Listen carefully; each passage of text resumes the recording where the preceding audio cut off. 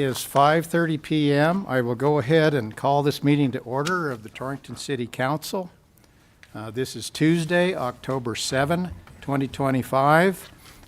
We have Ryan Caith here from KGOS, KERM Radio. So this council meeting is being broadcast live on the radio stations and on YouTube, and it will be up on YouTube for the future. We also have Miss Jess Oakes here from the Torrington Telegram. So welcome to the press. Our first order of business is the Pledge of Allegiance, and I've asked Councilman Wayne Deal to lead us in the pledge. I pledge allegiance to the flag of the United States of America and to the republic for which it stands, one nation under God, indivisible, with liberty and justice for all. Thank you, Councilman Deal.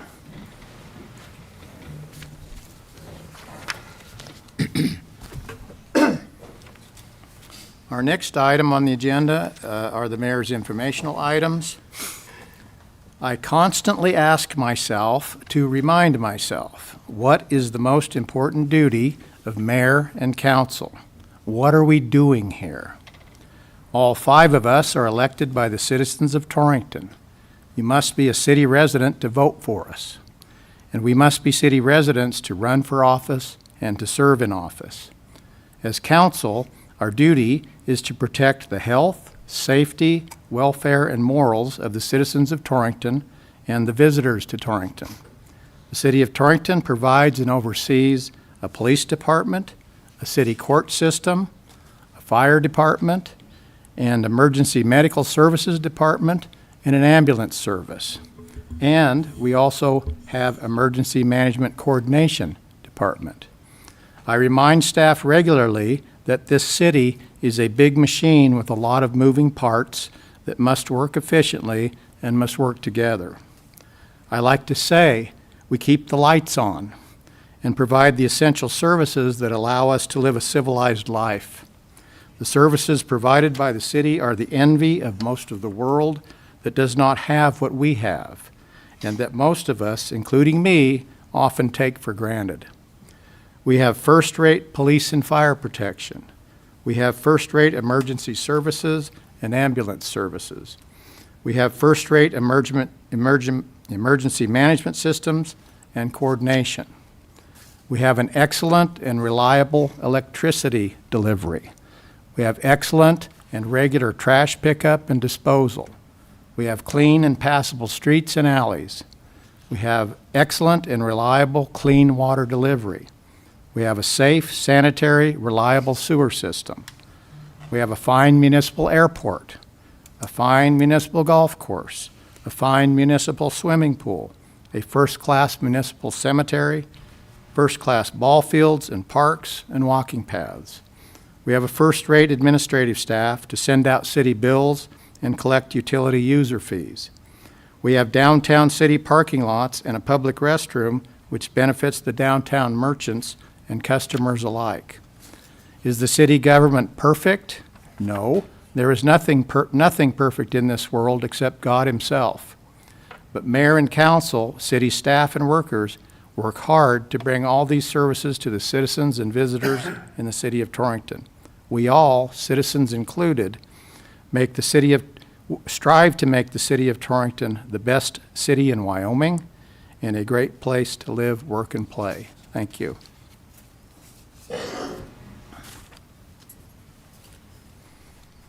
All right, our next item is approval of the consent agenda, which includes the minutes from the September 16th, 25 council meeting as published.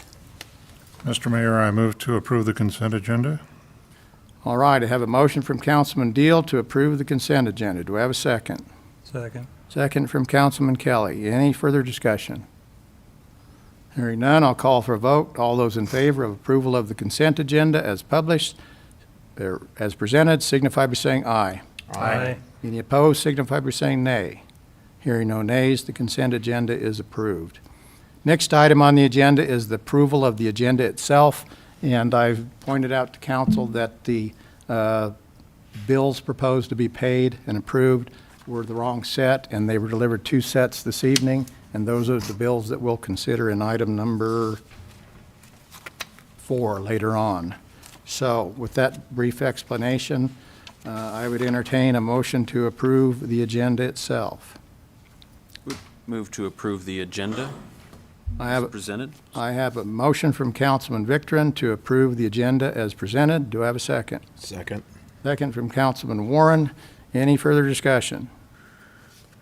Hearing none, I'll call for a vote. All those in favor of approval of the agenda signify by saying aye. Aye. Any opposed signify by saying nay. Hearing no nays, the agenda is approved. The next item on the agenda is what is called the public forum. We don't have any takers, as I see the black box in front of Councilman Warren is empty.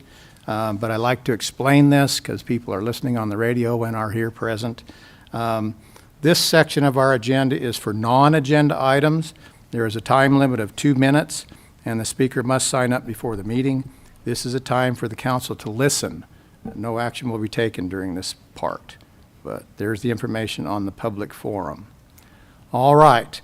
We have a public this evening tonight, so council will now be leaving regular session and will convene for a public hearing. And I'm going ahead and open it for the public hearing. This is a public hearing regarding the fiscal year 26 water line replacements project and the fiscal year 26 water service line material evaluation project. And first of all, so we all know what we're talking about, I would call on Jeff Harkins to present this matter to us.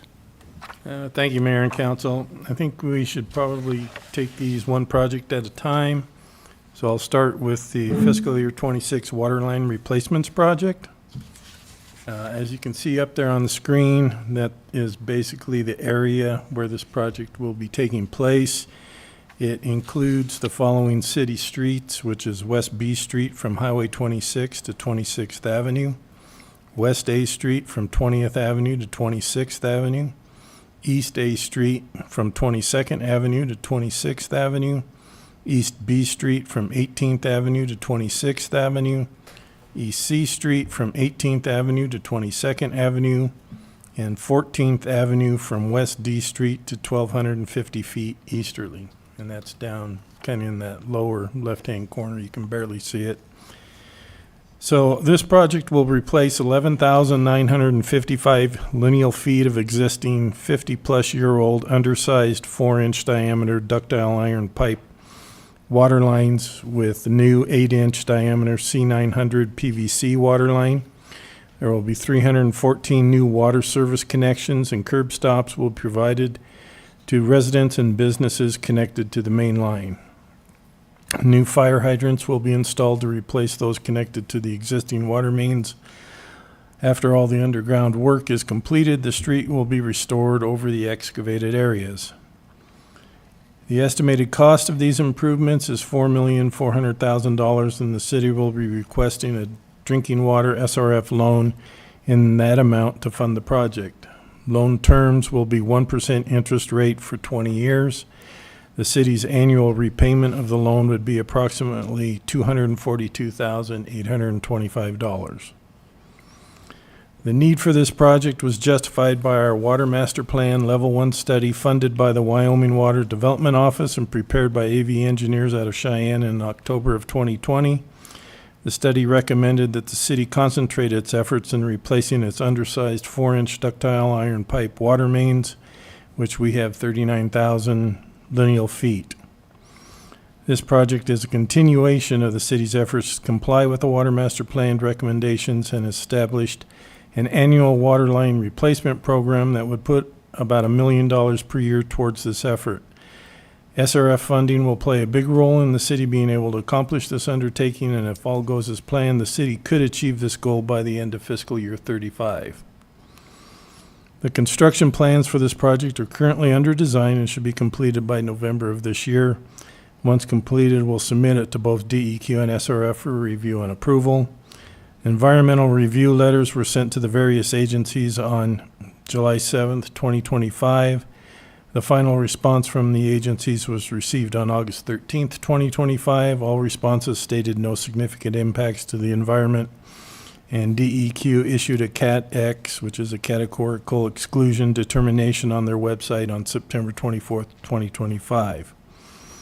If we are able to secure the SRF loan at the December 4th, 2025 SLIB meeting, we are planning to advertise the project in January of 2026, with construction potentially beginning April of 2026. The project should be completed by November 2027.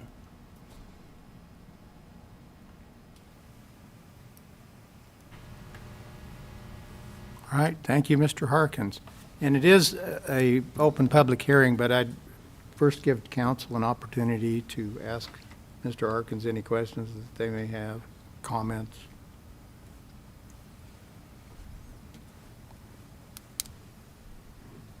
So they're replacing these lines, but they're not tearing up the whole street like they are on East D Street. That's correct.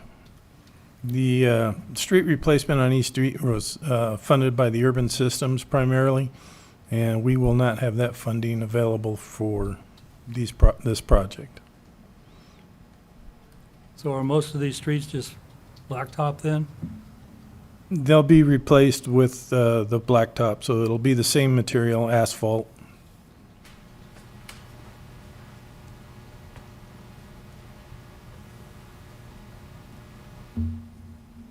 All right. I think council, and they're able to come back in anytime they want if they have a question or comment. Is there anybody out there from the public who would like to comment? Or ask a question or anything?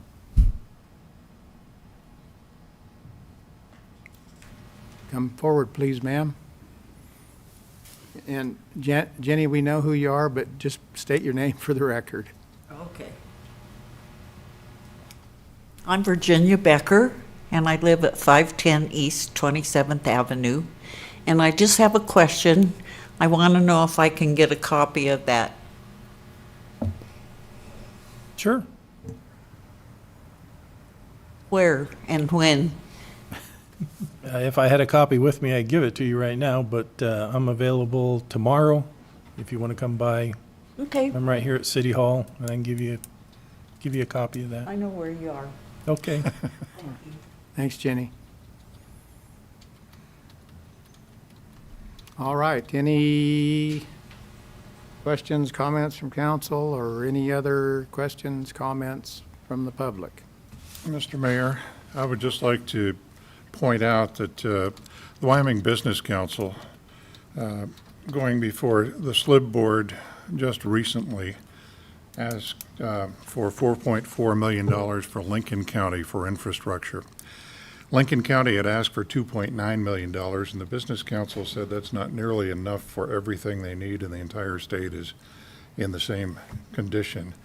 So the Business Council raised it to $4.4 million, and SLIB agreed with them, which was kind of interesting to me. I wish we could approach them and get more than we ask for every time. Well, Councilman Deal, I appreciate you bringing that up. I think I read that same article, maybe not as closely as you did. Or it was an email, I think, that we got from Wyoming Business Council. And what town was that, Kemmerer? Kemmerer and Lincoln. Diamondville, yeah, Lincoln County. Lincoln County. And I can't remember, Bill Gates's nuke project is going in over there. So I think that's part of the reason they wanted to redo some infrastructure that was in the 70s, I think, and according to the email. And we're talking about at least 50-year-old here, if not older, I think, having lived here all my life on these addresses. That's old water line there. I said 50 plus. Okay. Thank you for the correction. So I'd say, yeah, way more on the plus side for those neighborhoods, yeah. I have a question for our clerk treasurer. I wondered if she knew the average gallons that a residence uses in the city per month. Per month? I would say it averages around 5,000 to 8,000.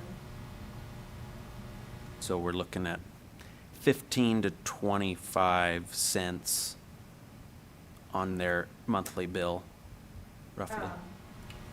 Yeah, it's 3 cents per 1,000 gallons. 15 to 25 cents on the average water user, residential water user. Excellent question, Councilman Victor.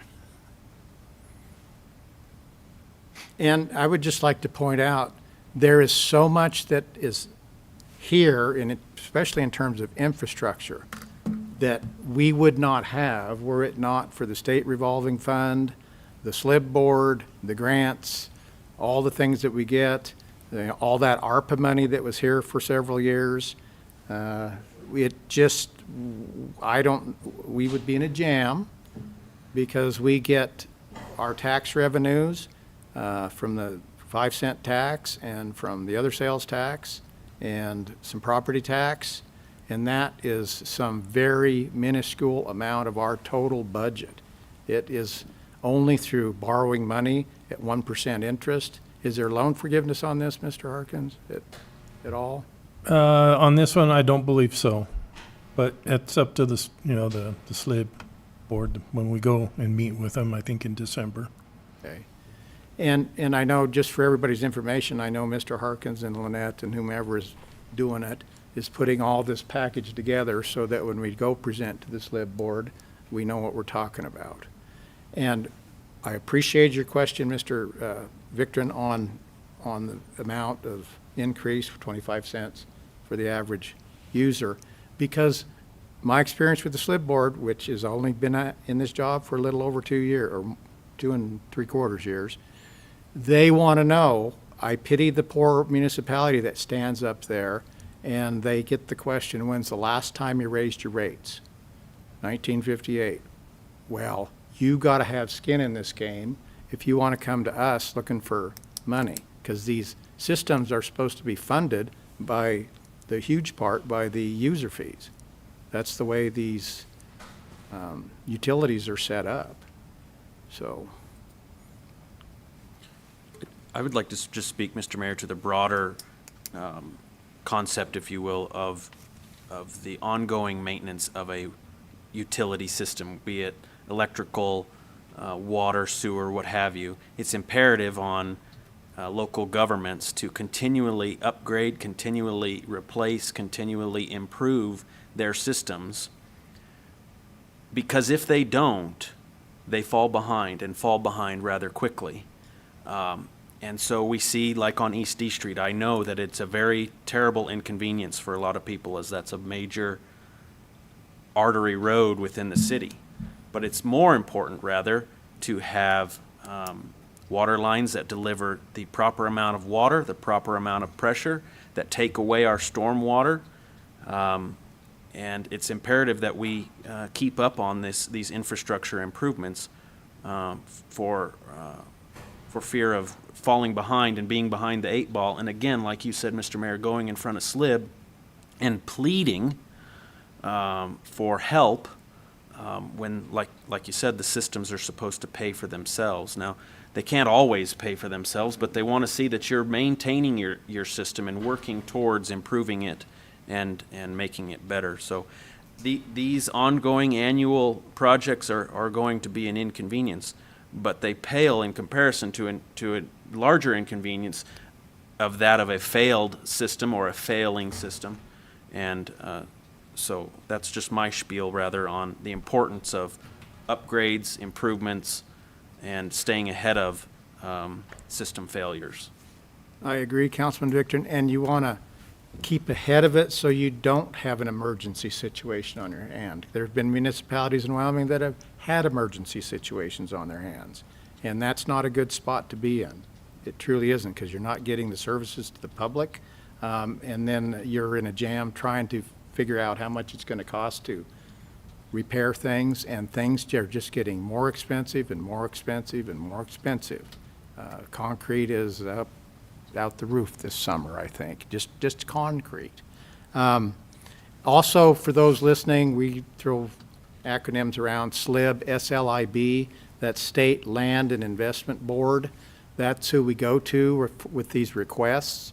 That board is composed of the governor, the state treasurer, the state auditor, the secretary of state, and the superintendent of public instruction. Those are the big 5 state offices, and they sit and they have a room there, which I think it's mostly for that, where they meet with municipalities, and you get on an agenda, and it goes through a process with their executive committee first, and if they catch applications that something's missing or whatever, they usually inform you or say, maybe try this or try that, which can be helpful.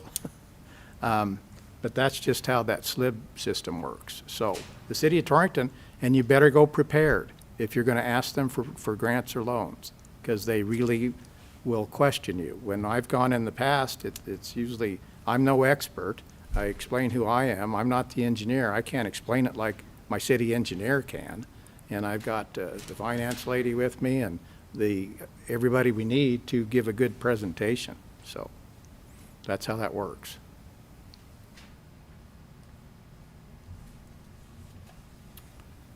All right. Any other questions or public comment on this? Seeing none, we've opened for public meeting. We've opened for public comments. Council seems to have asked all the questions they have, so I will go ahead and close the public meeting, and we will return council to. Excuse me, Mayor. Yes, sir. We got one more project to talk Oh, about. I'm sorry. Thank you. That's why you're sitting there reminding me. Thank you, Jeff. Okay. The next project that we're going to consider is the fiscal year 26 water service line material evaluation project. This is in response to the EPA's lead and copper rule improvements regarding service line inventory and replacement requirements. The initial inventory of the public water system was to be completed by October 16th, 2024, and required that all service lines be categorized as lead, GRR, which is galvanized requiring replacement, non-lead, or unknown. The next step is to establish a baseline inventory which builds on the initial inventory and is to be completed by November 1st of 2027. In response to the baseline initiative, this project will identify all the remaining unknown service lines. Currently, there are 518 locations on the city side and 389 locations on the customer side that need to be identified. Of the 907 total unknowns, 246 share the same address. As a result, there will be a need to pothole 661 locations as a part of this project. The estimated cost of this project is $650,000, and the city will be requesting a drinking water SRF loan in that amount to fund the project. Loan terms will be a 0% interest loan rate for 20 years. The city's annual repayment of the loan would be approximately $32,500. The request for proposals for this project is currently being prepared and should be completed by November of this year. Once completed, we'll submit to both DEQ and SRF for review and approval. The environmental review letters were sent to the various agencies on July 9th, 2025. Final response from the agencies was received on August 13th, 2025. All responses stated no significant impacts to the environment, and DEQ issued a CADX determination on their website on September 24th, 2025. If we're able to secure the SRF loan at the December 4th, 2025 SLIB meeting, we're planning to advertise the project in January of 2026, with construction potentially beginning in April of 2026. The project should be completed by November of 2026.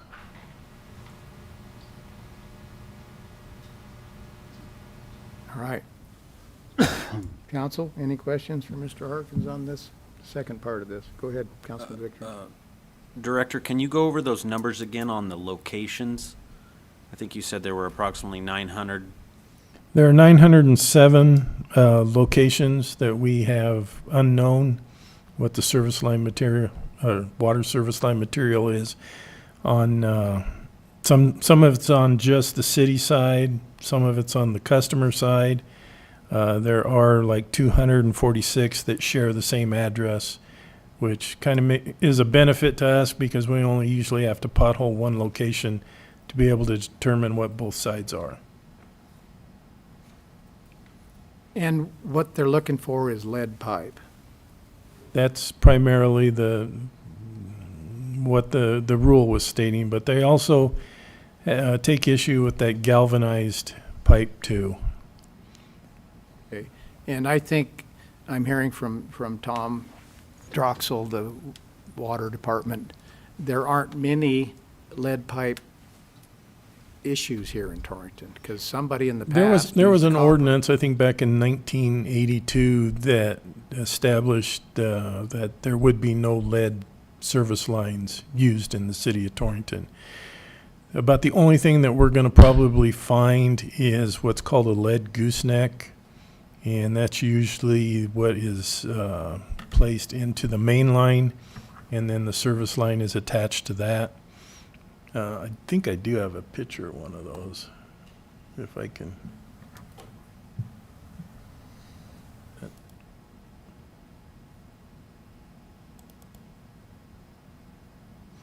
That's kind of what it looks like. We find those occasionally in some of our maintenance work, but I'm not expecting a whole lot. In fact, this area that we're primarily focusing on with the fiscal year 26 water line replacement project, which is an older part of town, is probably going to have the majority of that, which will be obviously eliminated during this project.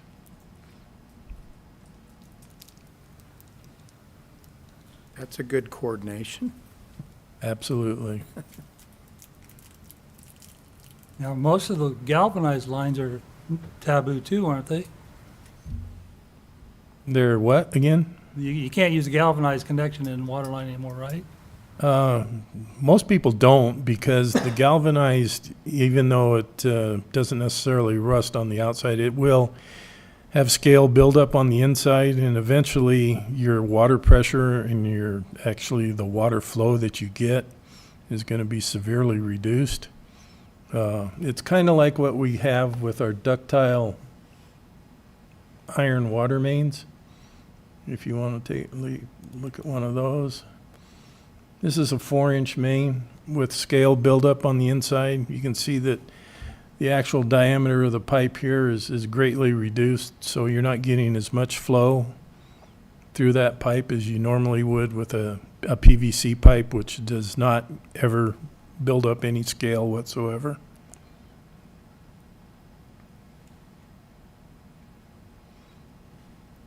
One question again for me, Mr. Mayor. How did these two projects rank on the intended use plan?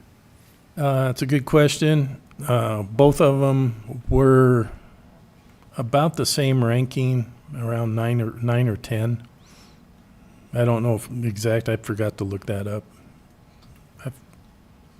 But I know we were, high on the list. So That's a good sign for the director's recommendation to SLIB to Correct. fund these projects.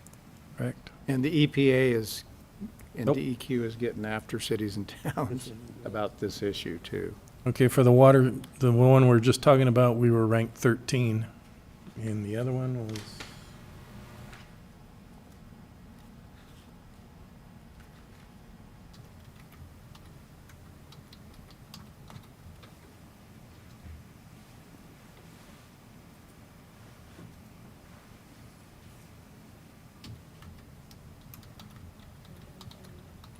Too far?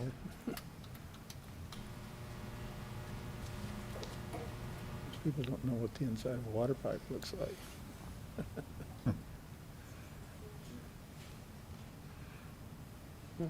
We were ranked 13 on both of them. I knew they were pretty close to each other. The higher the better, right? Or lower the better. Well, the lower the better, Lower the better. yeah.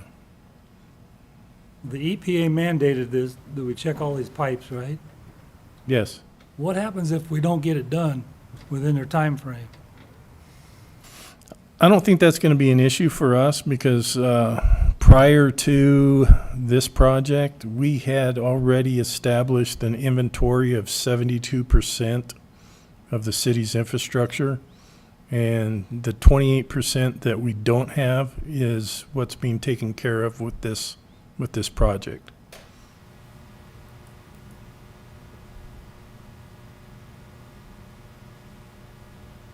Is the idea for city forces to do some of this work, or a private contractor? We're going to have a private contractor do this work.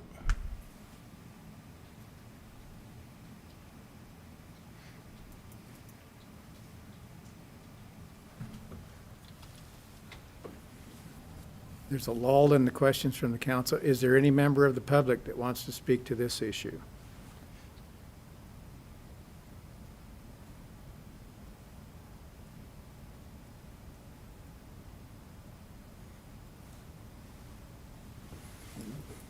Anybody? All right, I appreciate it, Director Harkins. Thank you, and thank you, Lynette, for coming up with those numbers for us. I appreciate that, too. If there are no other public questions or comments, we will go ahead and close this public meeting. And now, without jumping the gun, council will return to regular session. Thank you. All right, we are on item number 2, special event permit application. Leanne Mattis with Go Goshen is requesting a special event permit for a trunk or treat event to be held on October 31, 2025, that's a Friday, from 5 p.m. to 7:30 p.m. Applicant is requesting approval to close the public street on Main Street between 19th Avenue and 23rd Avenue, and to have the special event permit fee waived. And I would first call on Chief Matt Johnson. Thank you, Mayor and Council. This is the same great event that we've done for 20? I'm sorry, I don't remember how many years. A lot of years. It's a very well-attended event. We can probably expect in excess of 1,000 people that will be interested in attending this. We're looking at a timeline for the event from 5:30 to 7:30 p.m. this year. We did stretch that out just a touch to make sure that we get enough time for everybody to make it all the way around the circle and get pedestrians out of there before we get the road open back up. That has been a challenge in years past with lots of kids still trying to make the loop and make it to all the candy stations. Main Street closure will begin about 5 p.m. We've intentionally positioned that after the close of business, and we'll have traffic completely closed from 23rd down to 19th. We will be doing the same thing we did last year on East 21st, where we'll extend that closure just a bit out so that we can get the kids out to the theater and then back to Main Street. We are also doing the 2 entrances again this year that we did last year. So we'll have an entrance positioned at 23rd and Main and an entrance positioned at 19th and Main, just so that we can try to get more folks into the event a little bit quicker. And we'll be hosting that at the police department, handing out the usual trunk or treat bags and some other goodies for kiddos. We're going to be partnered with the fire department on this. They help out in keeping everybody safe with trucks at the north and south end, and also in monitoring the safety of participants. And I did do the breakdown for cost that's in accordance with the ordinance. I provided that information for you here. I would also point out that this is pretty in line with safe community objectives that we have as a community, and certainly community policing for our agency, and I know that the fire department also has a lot of engagement on this event as well. Please note on your agenda, we were missing a couple of signatures on that initial sign-off submission, and Ms. Leanne was kind enough to pick those up. So I think we have a good, thorough notification for everybody on Main Street that's going to be impacted. And with that, I'd be happy to answer any questions that I can. I just want to reiterate what you said toward the end. Although Go Goshen is requesting this permit and I guess hosting it for, I guess that is the proper word, there's a lot of involvement by the Torrington Police Department and the fire department in this event. Can you tell us, I mean, you have bags that you give to the children, right? Yeah, we utilized air funding to try to promote safe trunk or treat and safe Halloween, and also community engagement and community policing for kiddos. So we do a trunk or treat bag every year for each kid with in it. And then this year we're providing some glow-in-the-dark cups with our logo on it. We're also going to provide some illuminated glow-in-the-dark necklaces for the kiddos to wear so that they're a little more easy to see. And then, of course, we wouldn't be complete without stickers. So it should be a good time for everybody. All right. Gentlemen, do you have any questions for Chief Johnson? Leanne, are you back there hiding behind Mr. Eddington? He's easy to hide behind. A little taller than me. Yeah. Hello, Mayor and Council. Thank you for having me. Yeah, I would just reiterate what Chief Johnson said. Gosh, this is probably one of our biggest events that we put on every year.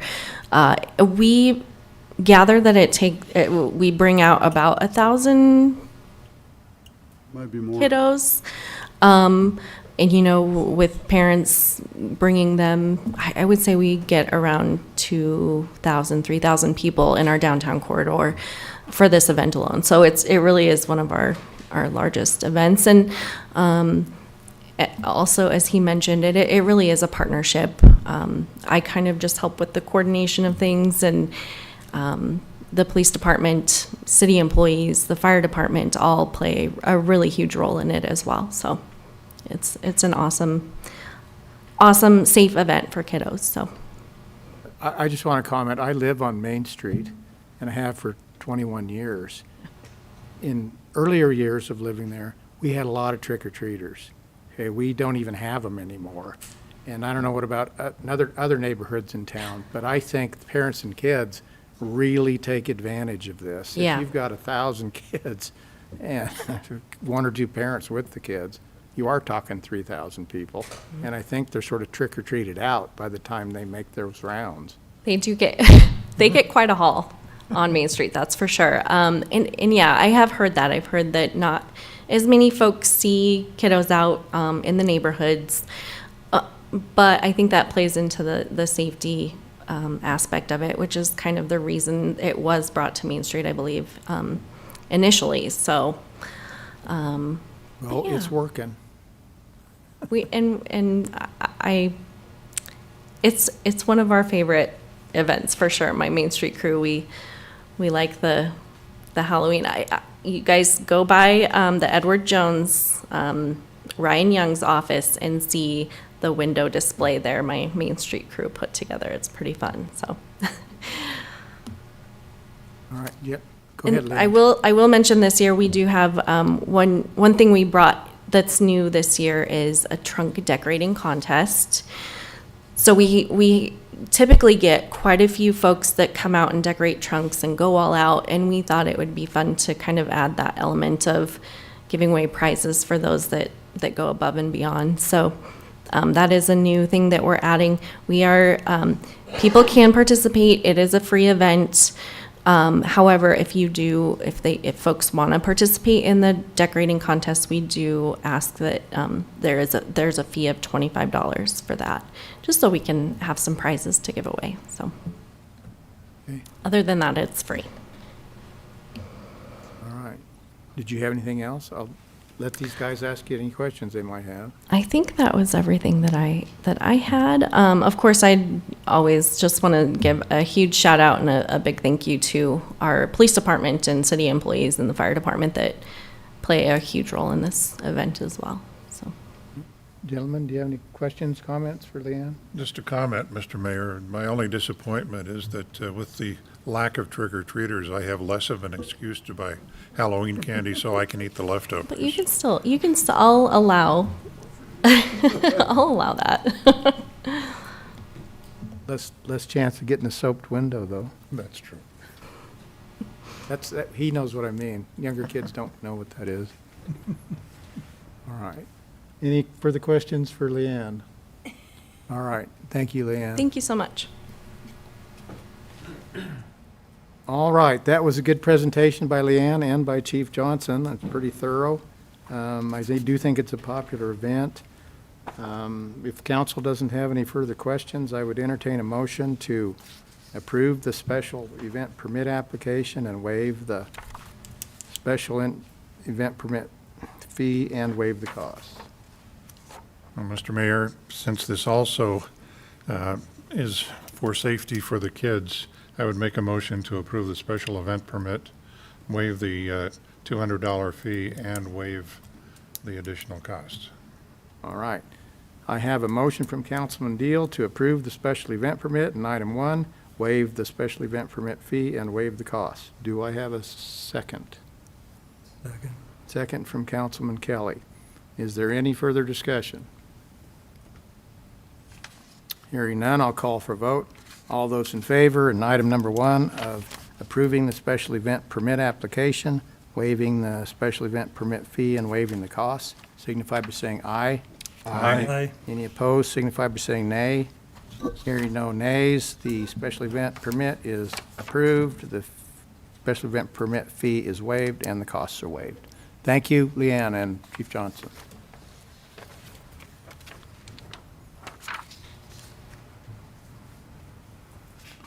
All right, our next item on the agenda, item number 2, under action items, Homesteaders Museum Independent Contractor Agreement, and an unsigned version of that is included in your agenda. And I would, I know that Sarah Chairs was requested to be here. She was unable to be here because she can explain it straight from the horse's mouth. She did send emails to all the councilmen, and they're nodding that they got those. It was a pretty thorough explanation, but if you weren't on that email, I would call on Mrs. Strecker to explain what's going on here. Thank you, Mayor and Council. So in July, we were informed the day before it was effective that ARP would no longer be funding for the helper out there. We have a helper out there, Kathy Martinez, who has been there a while. She works on Mondays and Fridays. And Sarah just loves her and really can't keep the museum open without her.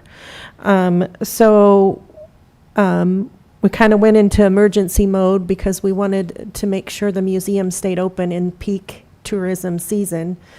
And we developed this contract in front of you. And so we're basically ratifying it because we thought this might be a temporary situation with funding, but it looks like they're going to close the program, and so there's not going to be any funding in the future for this employee. So Sarah is asking for this to continue on a more permanent basis until we can get something else figured out. But right now, this is what works the best and what has been working for quite a while now. So if you have any questions, I'd be glad to answer those questions for you. I just wanted to add, the visitor center is also down at the museum. Yes, it is. It's been down there for several years. We had a meeting, Lynette, myself, Sarah, Brian Young from Go Goshen, and Scott Prussia from the Lodging Tax Board. I'm not sure if Scott's the chairman or just a member, but we had a discussion, all 4 of us, about a couple of things. The visitors center. I really like the visitor center down there. It is on that end of town, which catches all that traffic, you know, going north to Deadwood. It's just a really good spot for a visitor center because you are on the south end of town and you can learn about the town and what's north and east and west of you. I think, and I'm not casting aspersions on when it was down at 21st and Main, but it's hard to get visitors, I think, to go down there and try to look around and find it. So it's just easily found at the museum. I think that's a wonderful addition to the the museum, is to have that visitor center right there on one of our main entrances, if not the main entrance, into Torrington. And that's why we were looking for ideas. Maybe lodging tax could help with this, or Go Goshen, or somebody beside, just other than the city of Torrington. AARP had that program for retired people that pay them to work a limited amount of hours, and that's what Kathy Martinez was doing. Right. Because she's retired and not ready to, you know, be ultimately retired, and happy to work there, and she's a good employee and good help for Sarah. So just wanted to explain that too. And it's really picked up business to have the visitor center there. I think she's had a record summer with visitors at the museum. So I don't have those numbers, but that's what she told me. And her building is almost completed, the outside anyway. Yeah, there's some changes going on over there. It's like a silo. On purpose. It's farm themed. She does feel like she's got enough in her budget to cover it this year. She gets paid minimum wage, which is $7.25 an hour.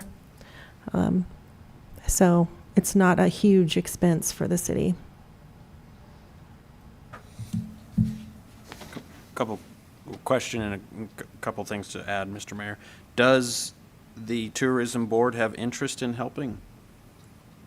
Well, we had a meeting, and they listened to us. If you're just looking for impressions, I wasn't all that optimistic about it, but they did say they were going to take it to the board and discuss it, and we haven't heard back. And when was that meeting, Lynette? July-ish? Yeah, probably towards the end of July, End of July, yeah. 1st of August, somewhere in there. Didn't Sarah's email mention something about the economic development that didn't want to do anything with this?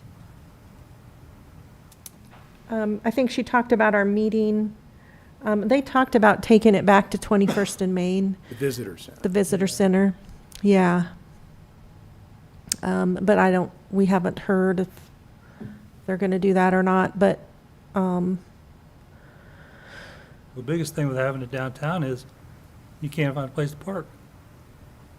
it's true. Now, at the museum, you can park there about any time. Did they explain their thought process or reason for moving it again?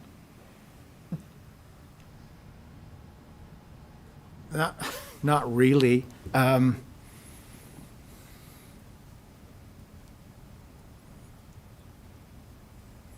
I think it's just a different philosophy on what works best, is what I think. I'm of the philosophy that it works best down there because you're going to get more traffic and it's easier access. And instead of Sarah, perhaps, or Kathy saying, well, the visitor center, trying to tell some stranger to Torrington is down there on whatever corner, and then you go down there, especially on a Friday afternoon and even in the summer, and there's nowhere to park unless you park 2 blocks away. And I don't know if they're trying to get more business downtown, maybe, or, Yeah. more traffic downtown. Maybe that was their main goal. I think by- it's just a different philosophy, looking at things differently. Go ahead, Councilman Victor. Just a couple of things I'm curious if we could look into, or if they have already been looked into. There's a different group than AARP. I'm not sure what it's called. It's another senior advocacy group. Does anybody know what it's called? I can Google it here in a minute. And then there's Volunteers of America. I'm wondering if either of those two offer any sort of programs like AARP did. I will check into it. Anybody know that group that's similar to AARP? Is that the group at the senior center that provides like handyman kinds of things for seniors? No. It's a national group. Sort of an alternative to AARP. AARP's been around forever, right? And then this group came. I can't remember. I know what you're talking about, Mr. Victor, but I can't remember what it's called. But Lynette and Sarah and I are happy to look into any I think alternative. It's called the Right. Association of Mature American Citizens. Okay, AMAC. okay, I don't know if they offer anything, but we might be surprised. yeah. Okay. And this was a shock. I mean, they literally gave Sarah 1-day notice that they no longer were funding that program for Kathy Martinez. So it did kind of send us into a tizzy. So we worked it out and did it this way, and we're coming to council to, I guess, as Lynette said, ratify my authority to enter an agreement with Kathy Martinez as independent contractor as set forth in this agreement. Mr. Mayor, as Lynette said, the email suggested that there is enough money in Sarah's budget that she can cover this, so it would not be an additional Right. expense to the city. For this year, yeah. Yes. Right, good point. We should be good. Mr. Mayor, I would move to, is it a motion to ratify? Yeah. Move to ratify the Homesteaders Museum Independent Contractor Agreement as presented. All right, I have a motion from Councilman Victron in item 2 to ratify the Homesteaders Museum Independent Contractor Agreement as presented. Do I have a second? Second. Second from Councilman Kelly. Any further discussion? Hearing none, I'll call for a vote. Item number 2, all those in favor of ratifying and approving my ability to sign the Homesteaders Museum Independent Contractor Agreement signify by saying aye. Aye. Any opposed signify by saying nay. Hearing no nays, I will indeed enter that. It's ratified. Thank you. We are now on item number 3, ordinance on second reading relating to Planning Commission. Mr. Eddington, would you please read the ordinance by title? It's an ordinance amending and reenacting Chapter 2.20 of the Torrington Municipal Code 2025 revisions relating to planning commissions. Thank you, Mr. Eddington. And I want to take an opportunity to introduce this. Then we'll have motion, second, discussion. And I've talked to Mr. Cronk, who is the current chairman of the Planning Commission, and I told him that during discussion or before we even take a motion, I would allow Mr. Cronk to come up and tell us what he wants to tell us. So let me just start out like this, okay? I've said this before.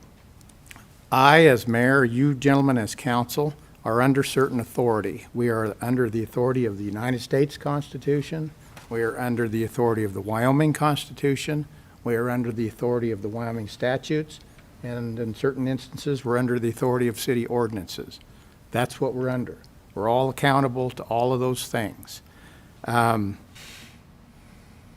I went to, Mr. Eddington is an excellent city attorney, and he answers my questions thoroughly and thoughtfully, but I'm also an attorney, so I went to the statutes dealing with planning commissions. And I'm looking at Title 15, Chapter 1, Section 502, Commission Authorized.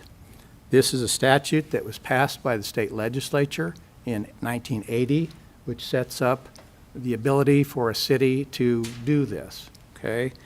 And much of what I'm going to read directly from the statute is contained in the ordinance that's being considered by us on second reading. And I quote from Section 502, each city and town may have a planning commission. The number and terms of the members and any other details relating to its organization and procedure shall be determined by the governing body. Governing body is this mayor and this council.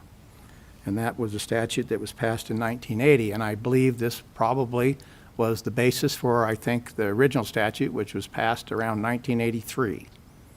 I could be off a year or two on that, but it's a 40-some-year-old ordinance.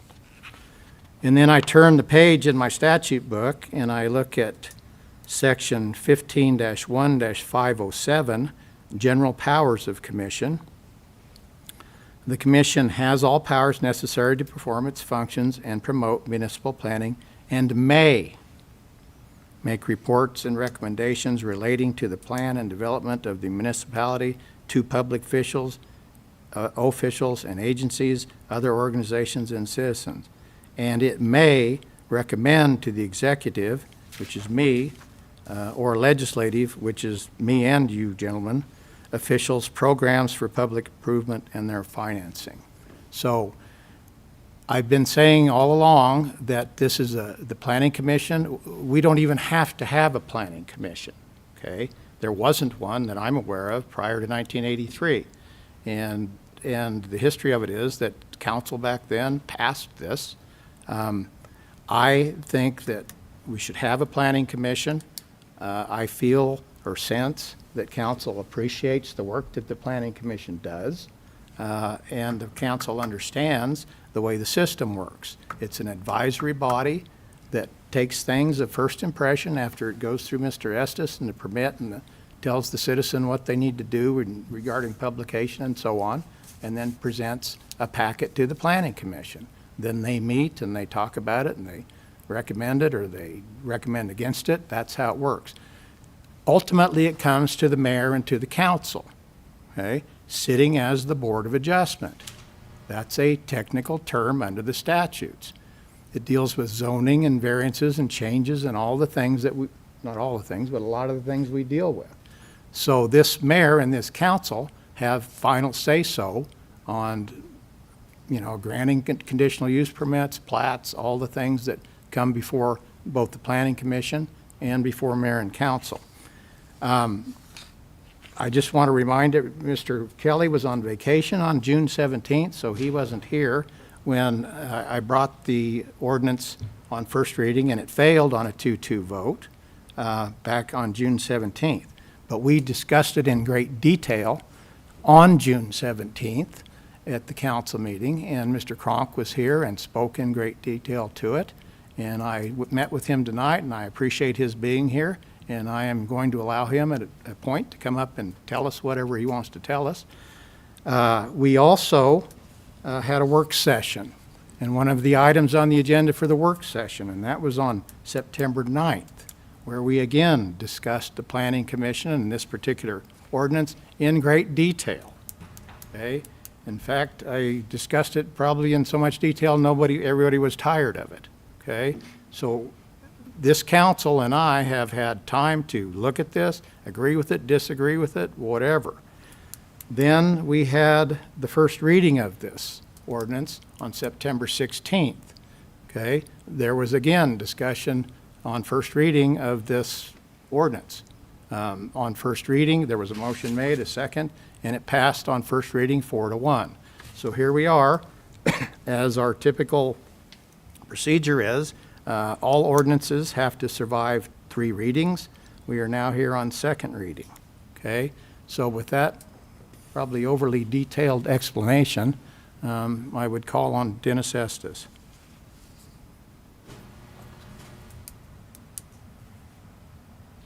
Thank you, Mayor and Council. Nothing has changed in this ordinance since our last meeting. I've had no public comment. I did find one thing tonight that I'd like to just add. On section 22030 under staff services, in paragraph B, it says either the administrator or the zoning officer will attend all the meetings and maintain an accurate recording of their proceedings. I'd like just to add in there that we add either the administrator or the zoning officer or their appointee. Something to that effect that Mr. Eddington can put in legal terms. That is my only change here, and I would stand for any questions. Right. Just to review with you, you were here on June 17th when this first came up, right? Correct. Part of that discussion. You were here on the work session on September 9th. Again, part of the discussion on this Planning Commission. And you were here I believe you were here on the Correct. 16th when we had this on first reading, okay? Yes, sir. And so I think that's a reasonable addition on second reading on section 2.20.030 in paragraph B to add, so it would read either the administrator or zoning officer or their appointee, or however Mr. Eddington wishes. Their designee. Designee, better word, okay? Designee. So if you're unavailable for some reason, then you can designate someone to come and be that side of that when the Planning Commission is this side of that. Correct. Sometimes Mr. Harkins appoints his other staff while I'm on vacation or something, so. Okay. All right. Gentlemen, do you have any questions for Mr. Harkins? Or excuse me, you said Harkins, confused me. Mr. Estes. I will mention again that I have no intention of changing the way I do things. As long as I'm in this position, if somebody comes forward with something, it's still, in my mind, going to the Planning Commission unless I'm directed otherwise. So, All right. Just a question, Mr. Mayor. In that same section, when we're talking about the administrator, I interpret that as obviously you, right? Or is that somebody else? I would look at that as the Director of Public Works, my supervisor. Okay. But some cities have administrators and then the building official under them and zoning official under them. It was original wording, so we could sure change that to the Director of Public Works. But when we do that and then we change something we do, then we got to change the ordinance, so. Well, that's a good question. In a way, I kind of like a little bit of ambiguity with the word administrator, okay? It can certainly mean the Director of Public Works. And if we shift name, titles of positions, right? If he goes back to city engineer and he's not the Director of Public Works, still the administrator. And it's clear that it's a hierarchical thing, you know, or the zoning officer or the designee. So, does that work? Okay.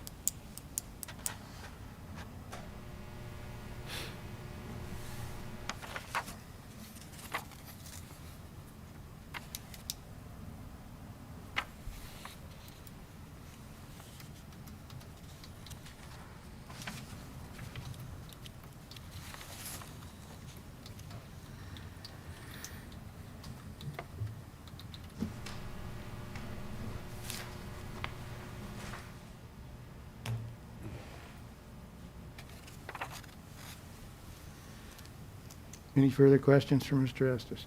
All right, I'll let you sit down. Mr. Cronk, do you want to come up?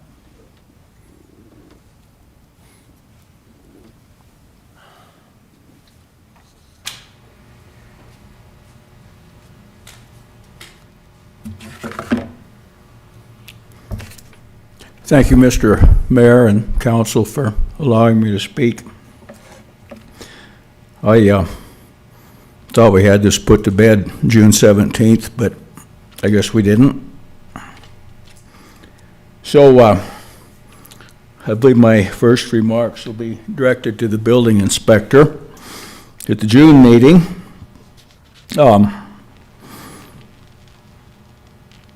building inspector suggested that the city is surrounded by rural subdivisions. We have no place to grow. We really don't need a planning commission any longer. I'd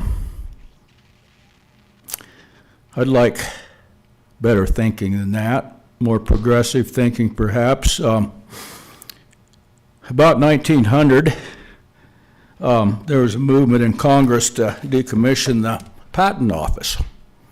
The technology advanced and so much had happened that it was decided by a congressman or two that there was all the inventions had come forth, there wasn't anything more to offer, and we can close this office down. Thank goodness cooler heads prevailed.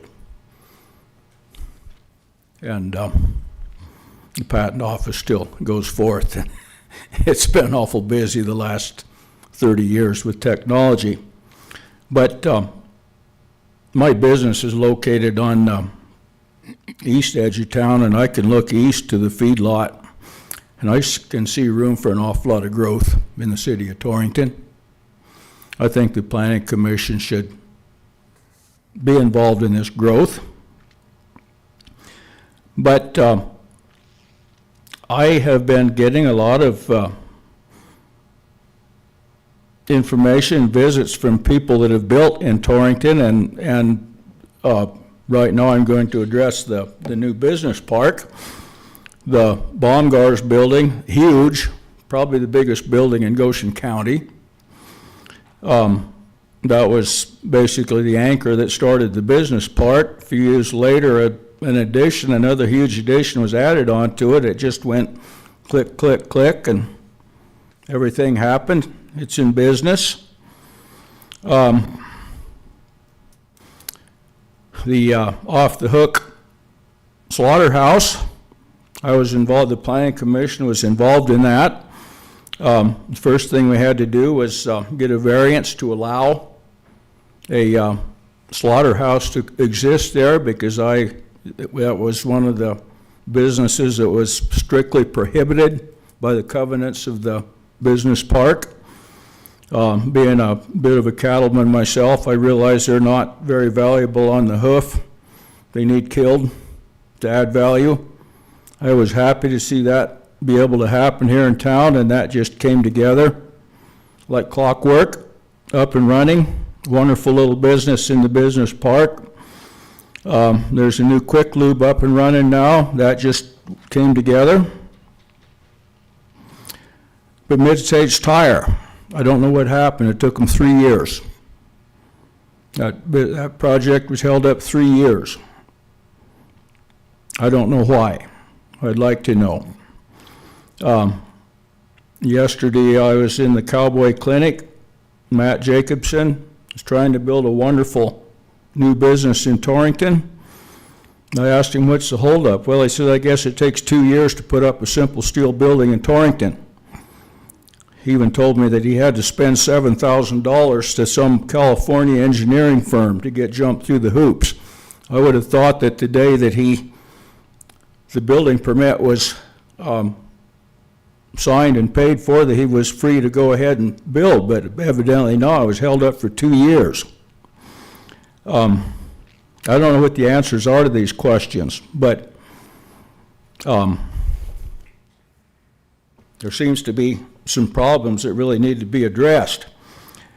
Pardon me, I'm going to fire my phone up here. I shut it off, but I have an email that I got sent to my phone, and I'm going to read to you from Shelley Duncan regarding the Planning Commission.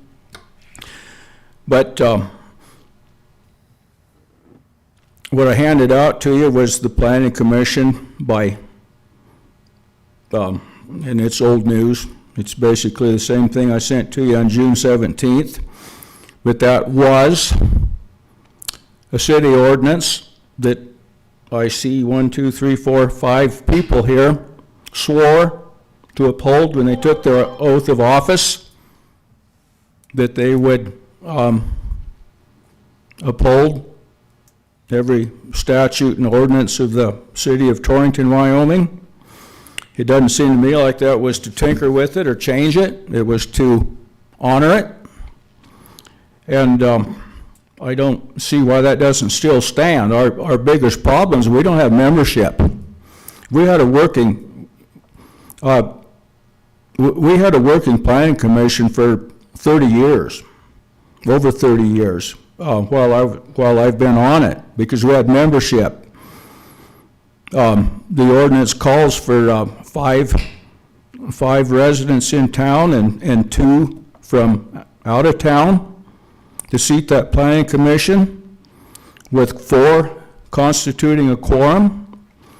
That shouldn't be changed. We need membership. We can have a quorum if we have the members appointed. And that is Mr. Dobie's job that he swore when he took his oath of office. It says that you will appoint. Our last 2 members that were appointed by Randy Adams are Dee Hankins and Curtis Berkeley. And then we lost some membership, and I went to Randy Adams. I says, we're having a hard time getting a quorum. We need members. He said, I'm going to let the new mayor do that. Please.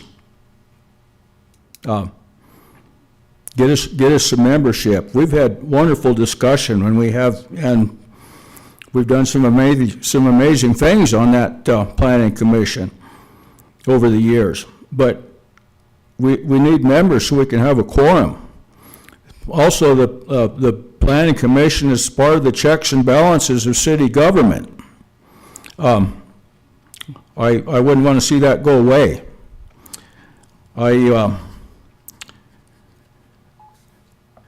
At this point, I will read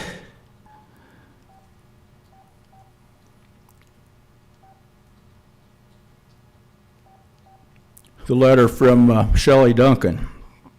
It says, "Dear members of the City Council, it has come to my attention that changes to the Planning Commission are included on the agenda for tonight's meeting.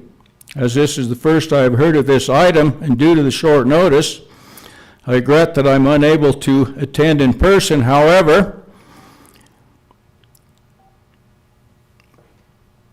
I would like to take this opportunity to share my thoughts on the matter. I've been a realtor in our community for over 20 years. During this time, I served as president of our local board, state president of Wyoming Realtors, and chairman of the National Association of Realtors Housing Opportunities Committee. I've also been an active member of the NAR Smart Growth and Sustainability Committees, and I'm currently serving my third term as an active member of on the NAR Public Policy Committee. Additionally, I've had the privilege of representing House District 5 in the Wyoming Legislature, where I served as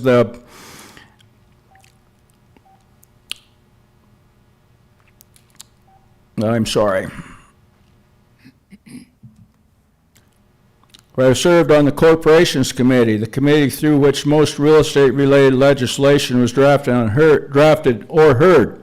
The Planning Commission plays a vital role in our local and county government. It provides an essential forum for diverse perspectives and expert input on real estate, development, and growth. The Commission exists to support and advise the City Council by offering a more detailed review of proposed projects and acting as a bridge between the public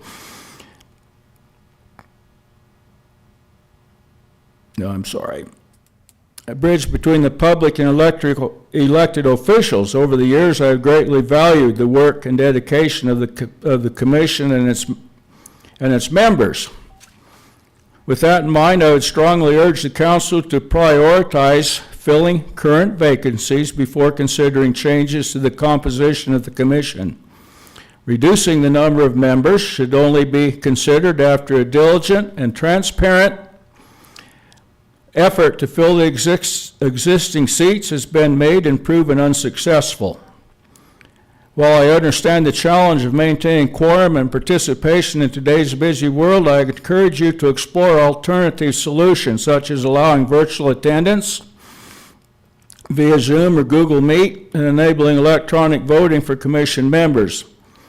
These adaptations may alleviate attendance issues without requiring a fundamental restructuring of the Commission. In addition, I would like to express my concern regarding the current building regulations in Torrington. I have heard and personally witnessed the frustration of those trying to invest in our community. Overregulation has led to projects being delayed for 2 to 3 years, often due to excessive requirements such as out-of-state engineering reports. These regulatory burdens are deterring growth and discouraging the kind of local investment our city needs. From my professional perspective, beyond rising supply costs and property expenses, the single largest barrier to investment is overly restrictive local and county regulations. I urge both the Planning Commission and the City Council to review existing regulations with an eye toward reducing unnecessary obstacles and fostering a more investment-friendly environment. Thank you for your time, dedication, and service to our community. I appreciate your consideration of these concerns and recommendations. Sincerely, Shelley Duncan. This is what a pretty well-known realtor has to say about it. So with that, I guess I kind of entitled my speech here, The Decommissioning of the Planning Commission. There's a lot of people who don't want that to happen. And we can function the way we're supposed to function if we have the membership that we need. As far as the vote on this, like I say, it would appear that anyone that would vote for this changes in this planning commission are in violation of the oath that you took to uphold the statutes of the city of Torrington. It didn't say to change them. This was adopted in the 80s. It's worked for 40 years, 40-some years. It can still continue to work. So that's where I'll leave it. Thank you. Thank you, Mr. Cronk.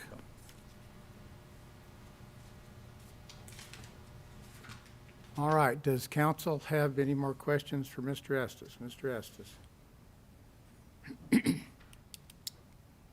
Mayor, if I may respond to some of those comments. The two projects that he was referring to are not held up by the city of Torrington. If anything, I am the probably least restrictive building department in the state of Wyoming. I totally understand what it takes to build a building, but I will not deviate from the building codes when I got to throw first responders back into those buildings. If something compromises in that building, I got to make sure it stands up. It's on me, and I got to send my first responders in there after me. I'm not willing to do that. A lot of the design process is the design process. I can't stop that. I can't stop the building code. But the 2 or 3 years is just not correct. That's not what happened. I would encourage anybody to come into my office and visit with me at any time. Nobody has come and talked to me about this building department. Nobody has come and talked to me about the planning commission. And I take exception to that. I try to run it because I understand fully what it takes to build here. If I was as restrictive as I could be there, you would be hearing screaming all the time from everybody. You just can't do that here. I understand that. You have to have common sense. I believe I've done that with this building department. But nobody's talked to me about this planning commission. And I said from the very beginning of this whole deal, I intend to take everything to the planning commission. I did not say we didn't need it. I said it was needed back in the 80s when we were building, in the 90s when we were building subdivisions. Unless this body decides to annex, we're done building subdivisions. There's just a few little hit and miss places like I got coming up this month. But if we don't annex, we're done. We're landlocked. So that's where it stands. And I would take any questions to that. Well, I'll say this for the 4th or 5th time.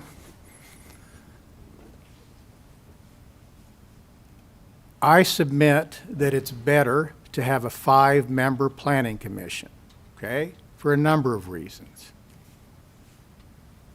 5 is just a better number. You've got 5 spots up here where the planning commission meets, okay? Under the ordinance that's up for second reading, it is 4 members are from the city of Torrington, residents of the city of Torrington.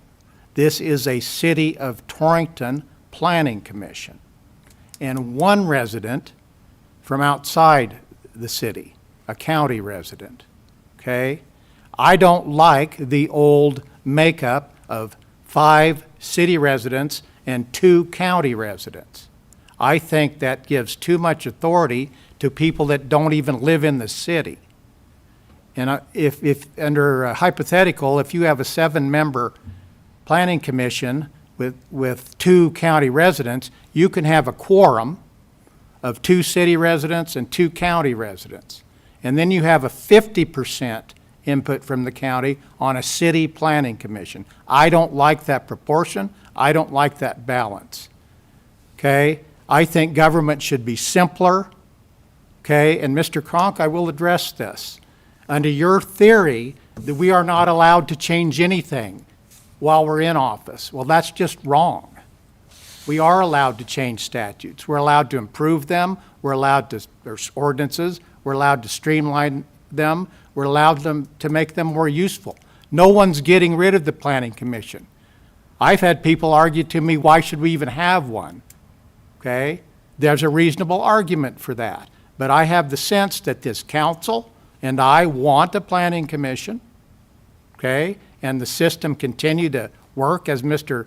Estes said it would, and bring issues to the planning commission, and then bring issues to us sitting as Board of Adjustment. Because under the scheme of the statutes of Wyoming, this body, this governing body, sits as the Board of Adjustment. We have the final say on things. We can agree with the planning commission, we can disagree with the planning commission, because we have the final authority, okay? All this does is streamline that, and it gets rid of some of the confusion about what power does the planning commission have. The planning commission is directed by the ordinance and by this council to do certain things. As I read from the statute, we don't even have to have one. Your authority as a planning commission under state statute, which is the same as it is under this ordinance, is you may, and that's discretionary, it's not mandatory. You may make reports and recommendations. You may recommend, not shall, okay? I'm just trying to put the appropriate perspective and balance on what the Planning Commission is, have it properly represented by citizens of the city of Torrington. We don't have to have somebody from the county, okay?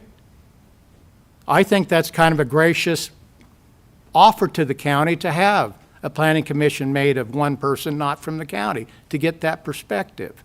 But this is a city planning commission, and that's why I think the number is appropriate. That's why I've included this number in here, and got some of what I thought was clumsy language with will and shall and those sorts of things. And it passed on first reading 4-1. And with that, I'd take any questions from council if they have any for me. Mr. Mayor, I appreciate what you said, and I appreciate your defense and the realities here. I've been appointed by the governor, and by 3 separate governors, to various state boards and commissions, one of which was an acting board in which the board had the final say-so.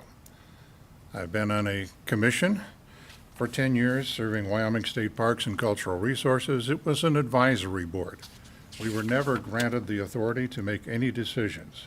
There were some minor decisions which were made, Land and Water Conservation Fund grant, final approval for that. There are all kinds of various levels. The Planning Commission is an advisory commission. And frankly, to be accused in a public meeting of not honoring my oath of public office is very aggravating to me. Ordinances are created by, modified by, and enacted by legislative bodies. And for the city of Torrington, the city council acts as a legislative body to create ordinances under which we operate and under which we exist. Sometimes those need to be changed. Sometimes they need to be modified. Sometimes they need to be corrected. We are working right now, as of the last planning session, on trying to create an ordinance to deal with e-bikes and e-scooters. We did not have that before. That's the creation of a new ordinance. If my oath of office was to maintain everything exactly the way it is, we would never have an ordinance for that. So I don't appreciate being accused of not honoring my oath of office. Thank you, Mr. Mayor. Thank you, Councilman Deal. Any questions for me? No question for you, Mr. Mayor. I would just like to make mention Ms. Duncan's email to Mr. Cronk. If I heard him right, it was addressed to the council in an email. But that email never reached, let alone my email. I don't think it reached the council or the mayor's email. I would encourage Ms. Duncan, if she has communication with the city of Torrington's governing body. Our emails are published online. Our city-issued cell phones numbers are online on our website, torringtonwy.gov. I just wanted to state that I encourage her, if she has comment on city matters affecting the city of Torrington, we are available to receive her communication via verbally or electronic means. And if she's listening or will read about this, I would encourage her to communicate with the governing body in such a manner. All right, thank you, Councilman Victorin. All right. Item number 3, ordinance on second reading relating to the Planning Commission. I would entertain a motion to approve this ordinance on second reading with that little bit of an addition on section 2.20.030B. Mr. Eddington, I'm sure, wrote that down, either the administrator or zoning officer or their designee. That can be added. So I would entertain a motion to approve this on second reading with that little bit of edit. Mr. Mayor, I would make a motion to approve the ordinance on second reading with the brief amendment as discussed tonight. All right, I have a motion from Councilman Deal to approve the ordinance on second reading with that brief amendment that was discussed tonight. Do I have a second?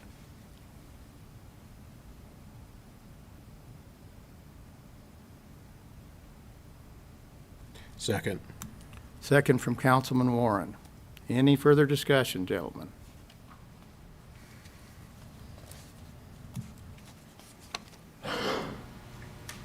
Hearing none, I'll call for a vote on the motion. Item number 3, all those in favor of approving on second reading the ordinance relating to planning commissions with that little bit of amendment, all those in favor signify by saying aye. Aye. Any opposed signify by saying nay. Nay. That is 4-1, passes on second reading with that little bit of amendment. Thank you all.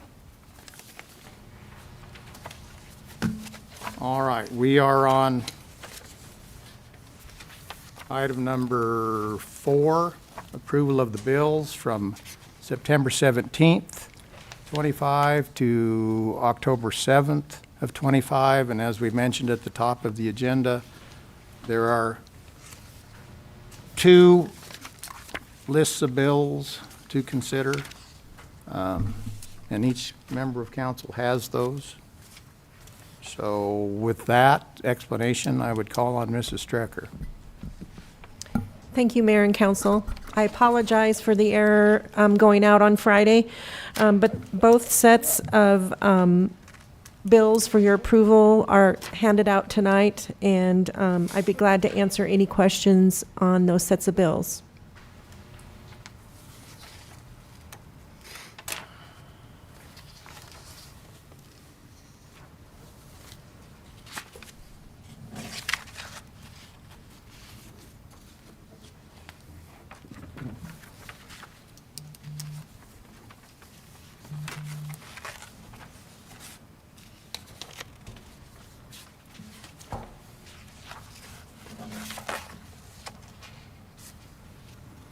Mrs. Strecker, on, I think it's the second set for this evening, Okay. on page 3. Sorry, Mr. Mayor, the second set is, what does it start with on the, 10-4, which should be 10-4 to 10-7. Should be in the top header. At the top, Shane. oh, okay, all right. Yep, With me? yep. I think, so everybody's clear, I'm looking at page 3 of what I think is the second set. Healing Connections, mental health therapy, you see that? Yes. Okay. Now, I sign those invoices constantly. Those are not being actually, that is not an actual city expense, correct?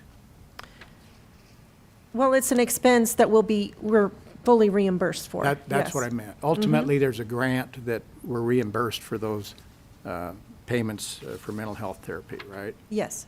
And my understanding is that's for first responders, fire department, police department, those types of people that deal with some pretty horrendous stuff, okay? So I just want to point out that that's what that is for. So Yes, it is. ultimately, it's not paid for by the city. I think Chief Johnson got a grant for that, to reimburse us. That's correct.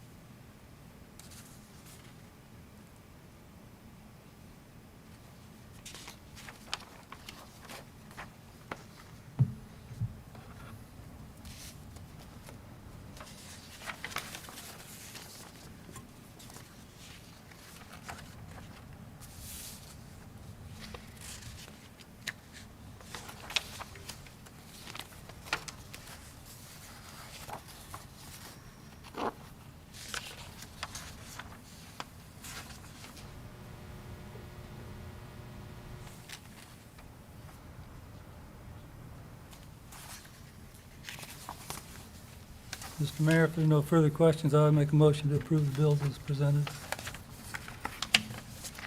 All right, we are on item number 4, approval of the bills as presented. I have a motion from Councilman Kelly to approve the bills as presented. Do I have a second? I would second. Second from Councilman Victorin. Any further discussion? Hearing none. Item number 4, approval of the bills as presented. All those in favor signify by saying aye. Aye. Any opposed signify by saying nay. Hearing no nays, the bills are approved. We are now on item number 5, public comment section, and Luis Correa, the fire chief, is here, and happy to hear his report.